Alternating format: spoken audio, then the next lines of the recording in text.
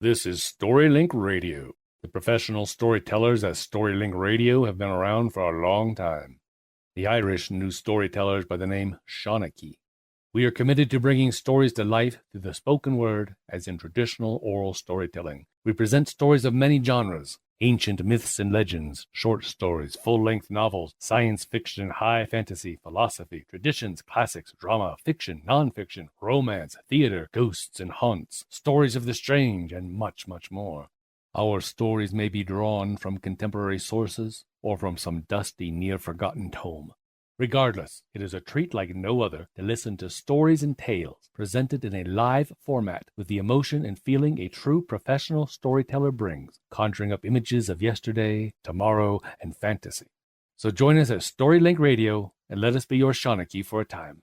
Our stories are presented before a live audience, then recorded for the StoryLink Radio podcast for your on-demand listening pleasure. Please visit StoryLinkRadio.com for show notes, to find out how to join our live audience, and for lots of free stuff, including free audiobooks and much more. Visit www.storylinkradio.com. Tonight we present The Masque of the Red Death by Edgar Allan Poe, 1842. The Red Death had long devastated the country. No pestilence had ever been so fatal or so hideous.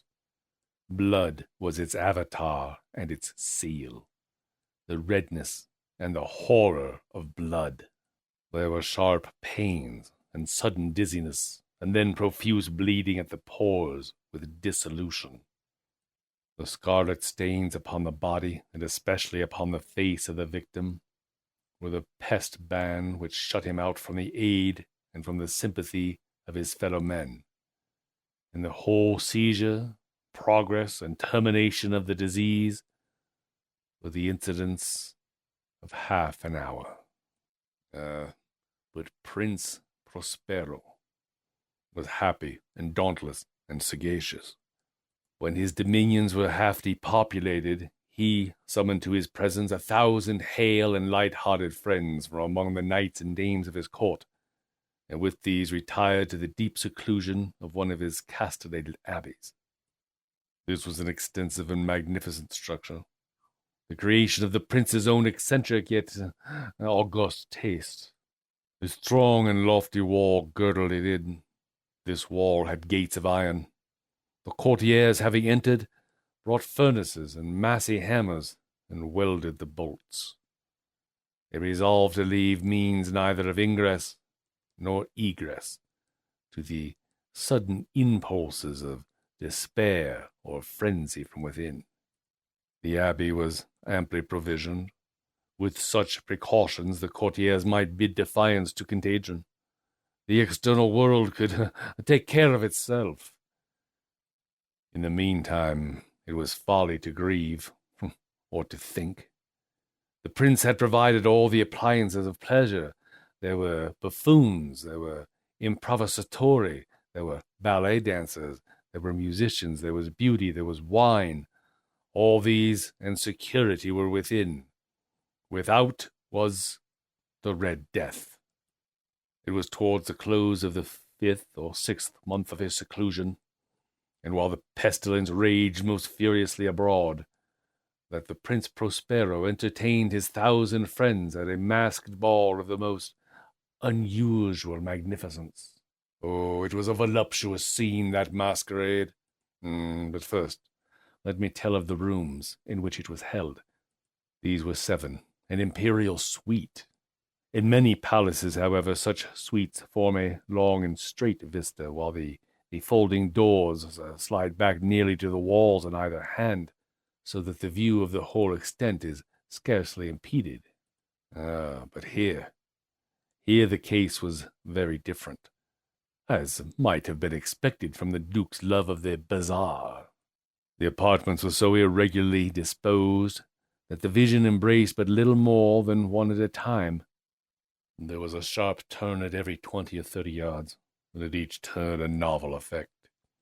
To the right and left, in the middle of each wall, a tall and narrow Gothic window looked out upon a closed corridor which pursued the windings of the suite.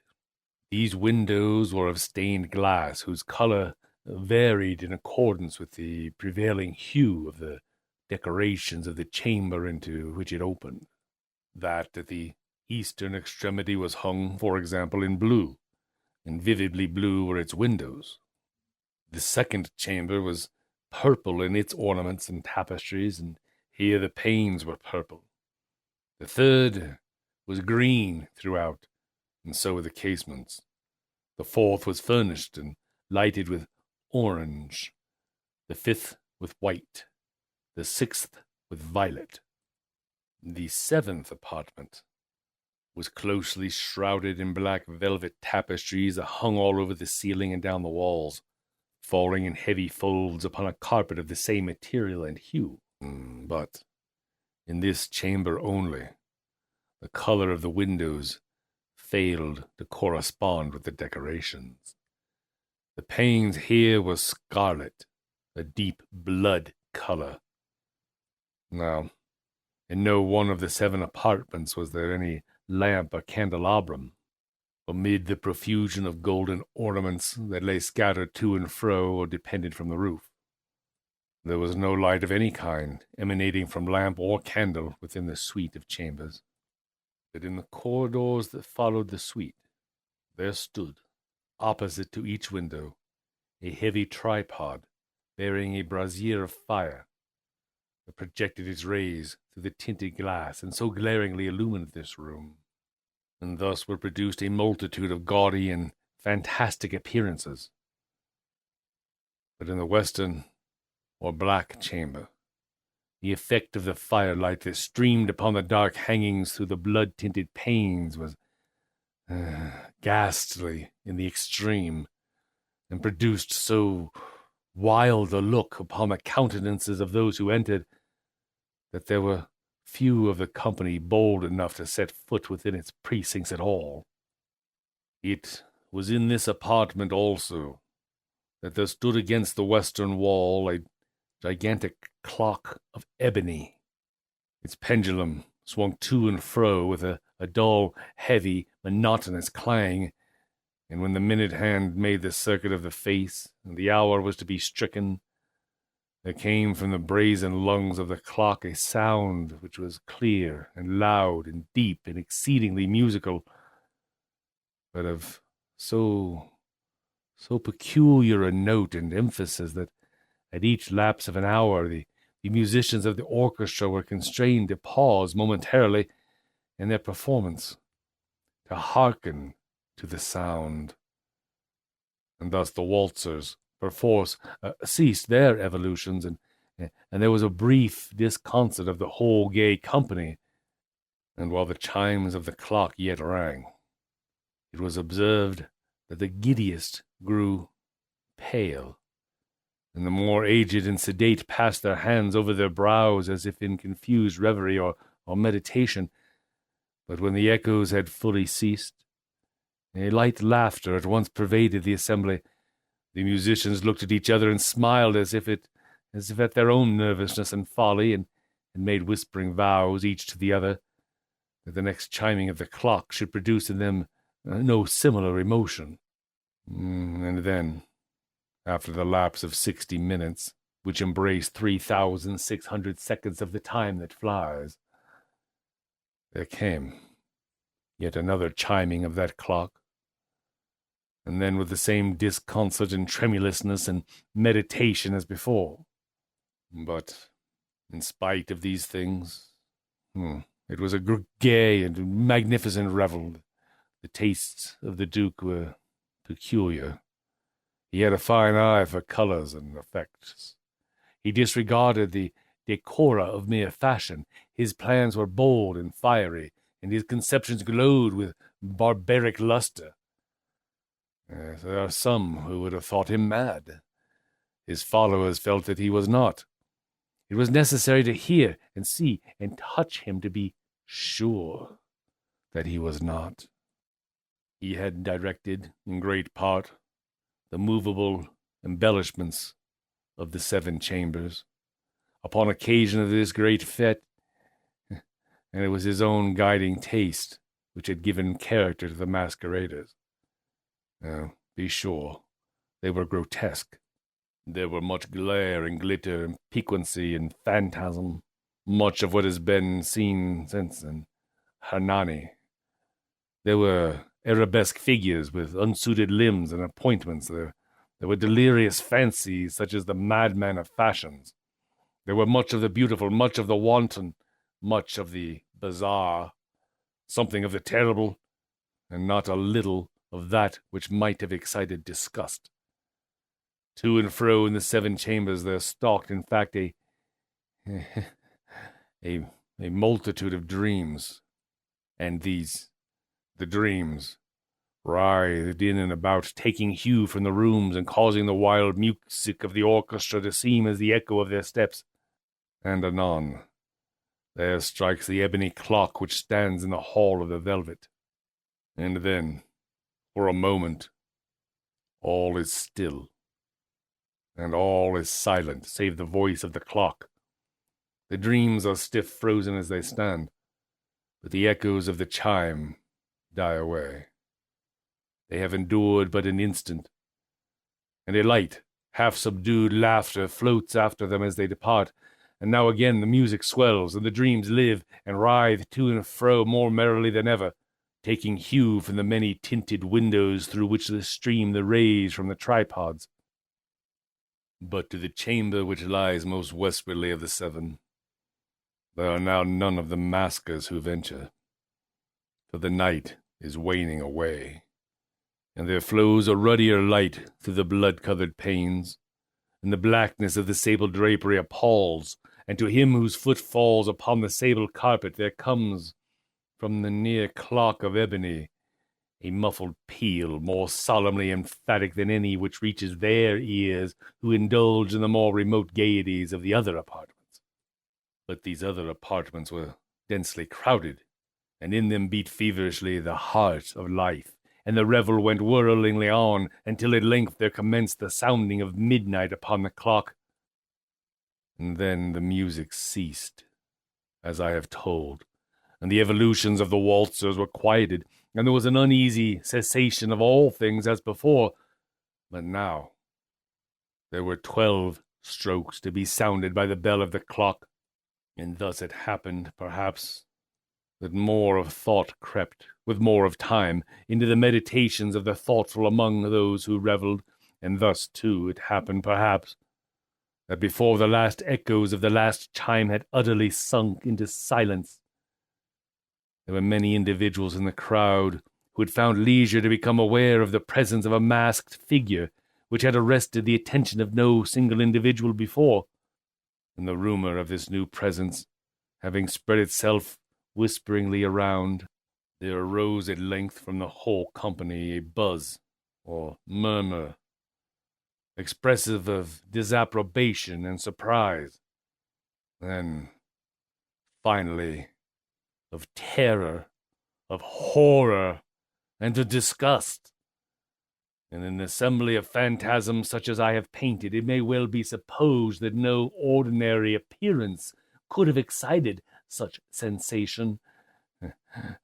In truth, the masquerade license of the night was nearly unlimited, but the figure in question had out-Heroded Herod, and gone beyond the bounds of even the prince's indefinite decorum. There are chords in the heart of the most reckless which cannot be touched without emotion, even with the utterly lost, to whom life and death are equally jests. There are matters of which no jest can be made. The whole company, indeed, seemed now deeply to feel that in the costume and bearing of the stranger neither wit nor propriety existed. The figure was tall and gaunt, and shrouded from head to foot in the habiliments of the grave. The mask which concealed the visage was made so nearly to resemble the countenance of a stiffened corpse that the closest scrutiny must have had difficulty in detecting the cheat. And yet all this might have been endured, if not approved, by the mad revellers around. But the mummer had gone so far as to assume the type of the Red Death. His vesture was dabbled in blood, and his broad brow with all the features of the face, was besprinkled with the scarlet horror. When the eyes of the Prince Prospero fell upon this spectral image, which with a slow and solemn movement, as if more fully to sustain its role, stalked to and fro among the waltzers, he was seen to be convulsed, in the first moment with a strong shudder either of terror or distaste, but in the next his brow reddened with rage. "Who dares?" he demanded hoarsely of the courtiers who stood near him. "Who dares insult us with this blasphemous mockery? Seize him and unmask him, that we may know whom we have to hang at sunrise from the battlements." It was in the eastern or blue chamber in which stood the Prince Prospero as he uttered these words. They rang throughout the 7 rooms loudly and clearly, for the prince was a bold and robust man, and the music had become hushed at the waving of his hand. It was in the blue room where stood the prince, with a group of pale courtiers by his side. At first, as he spoke, there was a slight rushing of movement of this group in the direction of the intruder, who at the moment was also near at hand, and now, with deliberate and stately step, made closer approach to the speaker.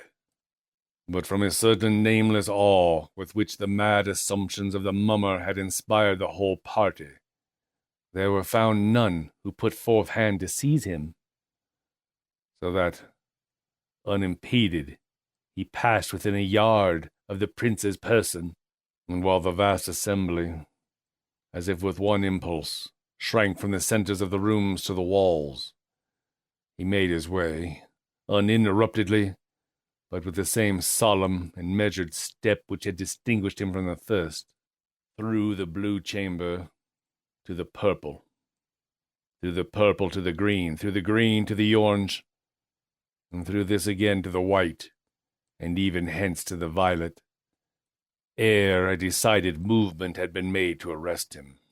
It was then, however, that the Prince Prospero, maddening with rage and the shame of his own momentary cowardice, rushed hurriedly through the 6 chambers, while none followed him on account of a deadly terror that had seized upon all. He bore aloft a drawn dagger, and had approached in rapid impetuosity to within 3 or 4 feet of the retreating figure, when the latter, having attained the extremity of the velvet apartment, turned suddenly and confronted his pursuer. There was a sharp cry, and the dagger dropped, gleaming upon the sable carpet, upon which, instantly afterward, fell, prostrate in death, the Prince Prospero. Then, summoning the wild courage of despair, a throng of the revellers at once threw themselves into the black apartment, and seizing the mummer, whose tall figure stood erect and motionless within the shadow of the ebony clock, gasped in unutterable horror at finding the grave cerements and the corpse-like mask which they had handled with so violent a rudeness, untenanted by any tangible form. And now was acknowledged the presence of the Red Death. Ha, ha, ha, ha. Oh, he had come like a thief in the night, and one by one dropped the revellers in the blood-bedewed halls of their revel, and died each in the despairing posture of his fall. And the life of the ebony clock went out with that of the last of the gay.